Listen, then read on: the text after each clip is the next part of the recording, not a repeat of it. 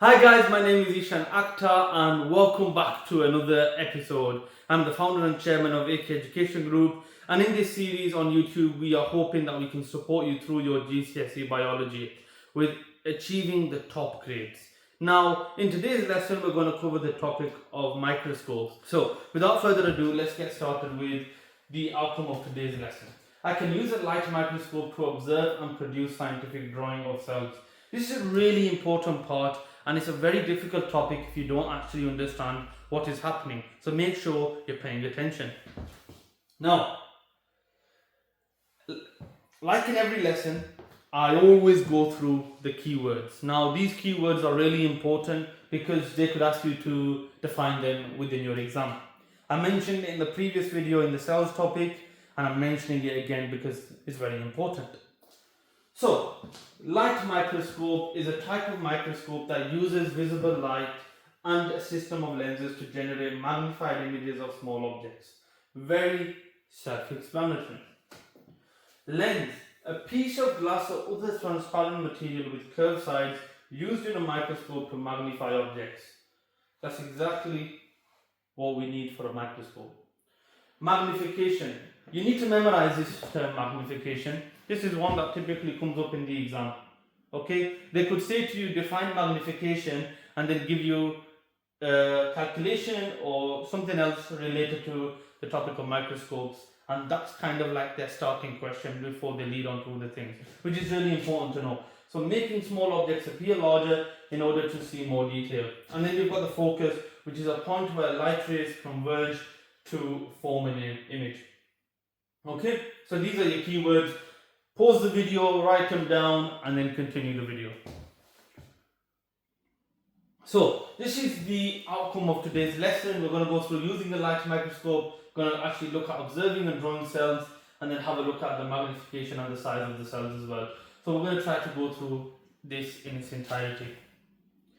Now, this is a labeled diagram of a light microscope that I'm going to show you now, which is here. So we'll go through all of them and here. So, we come to this side of the screen. This here is, of course, beautifully presented, the light microscope. And then here you've got the different pieces. So you've got your eyepiece lens, which is just up here. Just up there, you'll be able to see where your specimen is. Then you've got your objective lens, which is what helps with seeing the actual specimen on the stage. The stage is where you host the specimen, you'll put it down. And over here, guys, it's not mentioned, I don't think they mentioned it on this slide in particular. They haven't, I don't think. So, what I'll do is I'll mention it. Because they always miss this out. And usually I'll be annotating this on the slide deck. But it's crocodile clips here, is what I like to call them. That's the easiest way to remember them. They are just clips, light clips, whatever you want to call them. But I like to call them crocodile clips because I can easily remember them then. So, that's what holds the specimen slide in its place. And you've got your light source, etc. And then you've got obviously your fine focus wheel just here. And we'll go through what each of these things do as well as we go through the video. Now, this video, I'm going to skip this video. But what I'll do is, if you want to watch the video, I'll send you the video clip to you so you can just watch it in your own time. Now, this is the important steps that I want to go through. I'm going to bring them all up because in case you're making notes, it's easier for you. Now, this is a method of using a light microscope. This is the actual method of using a light microscope. You turn the objective lens to the lowest magnification. That's the first step. Okay? You then place the slide under the clips. They call them clips here, but I call them crocodile clips because it's just easier for me to remember. I've always remembered them. From year 7, guys, I'm talking that. I used to call them crocodile clips. It's something that resonates with me. Just call them clips if you don't really want to be extra like me, but hey ho, each to their own, as I say. Then you turn on the light source. This is a funny story. I was in year 7, and first time I'm seeing a light microscope. And I kept saying to my teacher, I can't see the thing. You're saying that you're supposed to be able to see the specimen. I can't see it. She comes down. She's obviously surprised. She comes down and says, you haven't turned on the light. So on the actual light microscope, there's a switch. There's a switch where you turn on the light. I didn't turn on the light. I couldn't see anything. So please do not forget to turn on your light source, because I did and I couldn't see anything in year 7. So that's really important. Then you're looking from the side, you turn the coarse focus wheel, which we showed over here in the previous slide, sorry. And you move the stage up so it's closer to the objective lens. You can move the stage up or down as well, depending on what you're trying to see. So you can move it up and down. If you use these other lenses, you can turn it down, turn the stage down, etc, etc.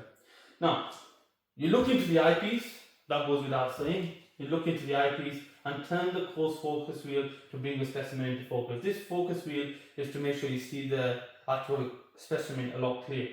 Then you turn the fine focus wheel to make the image clearer. So all these tools here are to either bring it into focus or to make it clear. And then you've got the magnification, which can be increased by changing to a higher power objective lens. That's these ones here, guys. That's what they're referring to when they're wanting. So you could have a times 40, times 400, times 100, etc. Now, that's a little task. If you want to have a go, you can pause the video, you can have a go, and then of course that's the answers to it, guys. I'll try not to go through the tasks. I'd rather you have a go on them on your own, and then if you want us to mark it, there's an email in the description, you can get us to mark it, okay? Now, so what we have over here is some examples of images that you may be able to see through a light microscope. So what this is really useful for students especially is you can actually see what's happening. Like, I always find that giving people the opportunity to visually see the importance of something, it makes it so much more fun to learn.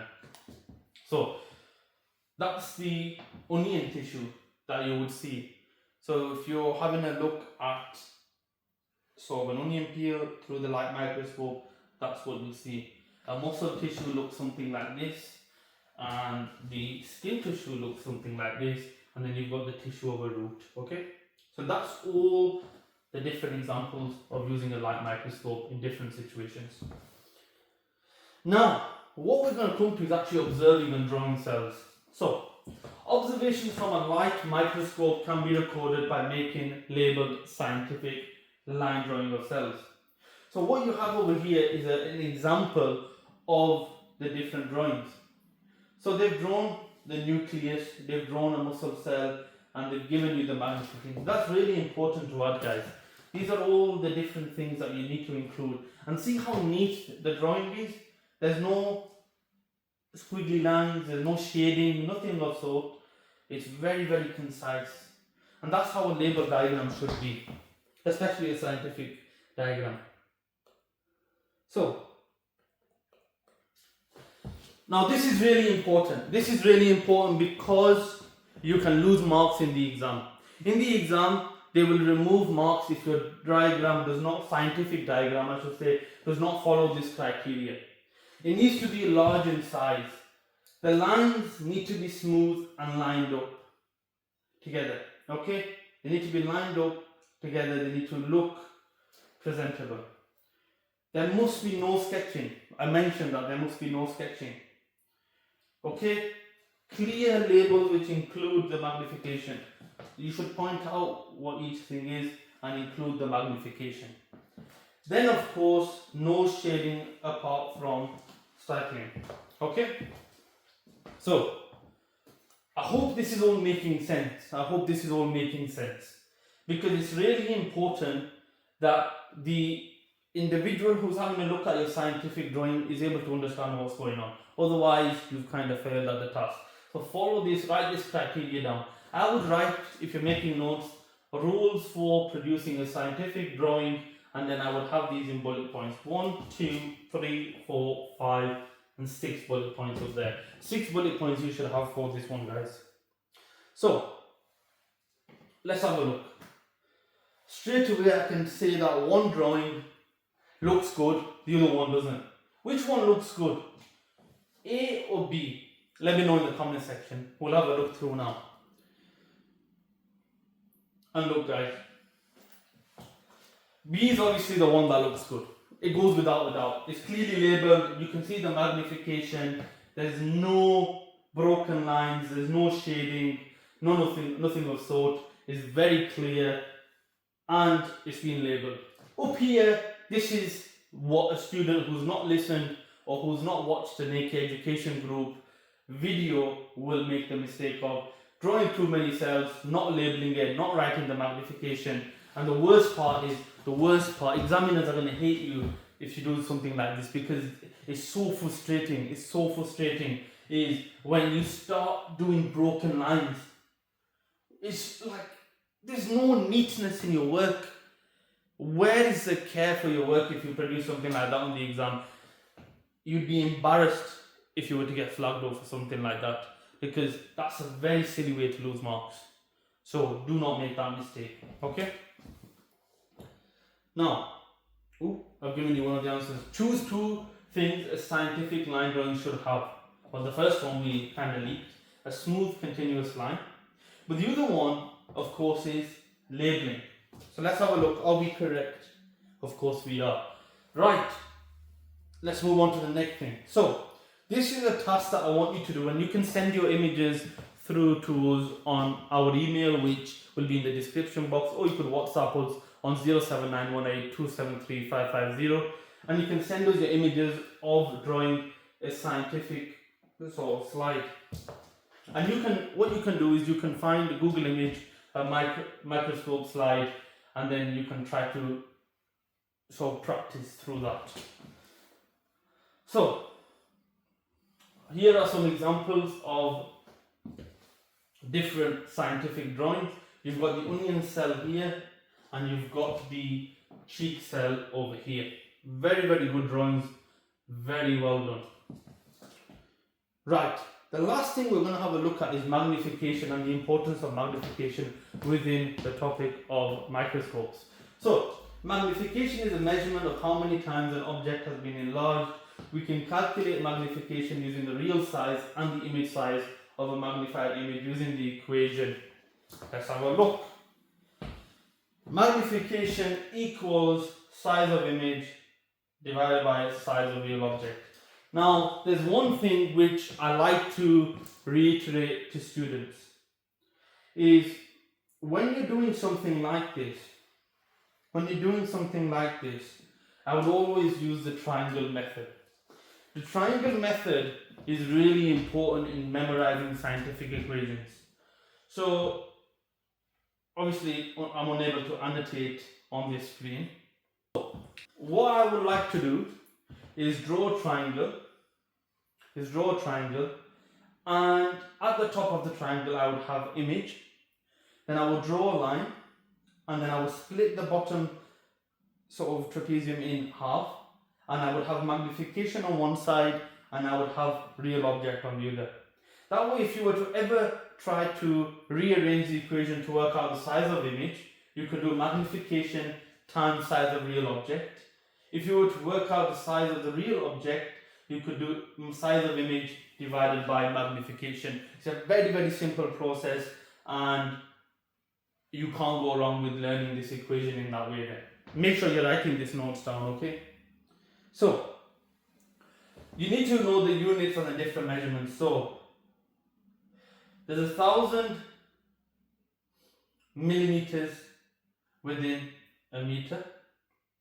There's 1,000,000 micrometers, and you need to know the units, guys, within a meter. And then over here, your nanometer, you've got 1 billion. Okay, 1 billion nanometers within the meter. Now, that's really important that you learn this sort of stuff, because they're going to give you equations and they're going to expect you to convert into different units, and that's part and parcel of exam technique. This point I'm highlighting is exam technique. They will give you a question with millimeters, they will say give your answer in micrometers. They might give you an answer in millimeters and then say work out in nanometers. They might give you a nanometer, say give the answer back in millimeters. All this is part and parcel of how the exams play tricks upon students to make sure they're testing them. And that's how you work it out. So to go from I'll come around this side. So to go from a meter to a millimeter, it's times 1,000, times 1,000, times 1,000 to get to nanometer. And then if I walk across to the other side here, to go back from a nanometer to a micrometer is divide by 1000, divide by 1000 to get to millimeter, and then back again. That's the chain of events that you're taking place. You're taking off 3 zeros at a time before you get to just one, okay? Make sure you memorize this, copy this table into your notepads, and learn this table. Big bubble, memorize, and learn all of this type. Really important that you're learning this sort of stuff. Now, here's a typical exam question. So, calculate the magnification of a red blood cell with a diameter of 8 nanometers, micrometers, I do apologize, in an image measuring 5.6 millimeters. 5.6 millimeters equals 5,600, magnification equals image divided by real. 5,600 divided by 8, 700 times magnification. You see how, guys, if I just come back to here, your micrometer, they've used in this question, micrometers, and then they've used millimeters. You need to convert them into the different units. How did they convert them? Well, they've times it by 1000. So I'll go back a slide for you to see. There you go, guys, you can see. Now, next question. Let's have a look. So calculate the magnification of an E. coli cell with a length of 1.7 micrometers in an image measuring 10.2 millimeters.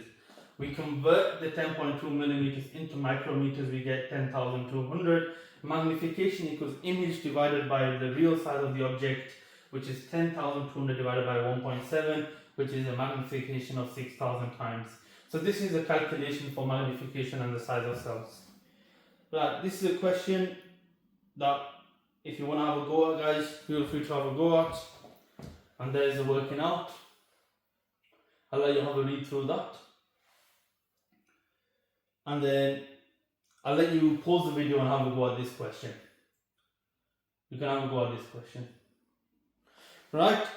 I'm not going to go through this because if you want me to mark any of the work that you're doing through the video, just send it over to the admin team and we'll get it marked for you. Here, take a screenshot of this, guys. I'll just move out of the way so you can screenshot this task and then we'll go through some further slides.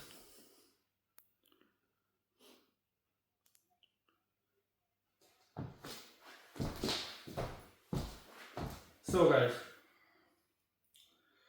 right, you can also screenshot this task as well. You can screenshot this task. Right, so all of these questions, guys, you can send to us on our email or WhatsApp number 07918 273 550, okay? Right, and you can also screenshot that one as well. Right, we're going to end the lesson here, guys. I hope you were able to understand the topic of microscopy, the topic of magnification, and being able to calculate magnification equations. It's really important that you understand what we've gone through. The questions that we've given you at the end as well, make sure that you have a go at those, revise with those tools, the equations, make sure you learn those. If there's anything that we can do to help support you, feel free to let us know. We also offer GCSE tuition where we have a bundle deal on offer. You get 1 hour of maths, 1 hour of English language, 2 hours of science. It's £45 for 4 hours of teaching each week. And you can join with a trial lesson for your first lesson just to get an experience of what our teaching style is like as well. So this, guys, is of course the topic of microscopy, and I'll see you guys in the next episode. Peace out.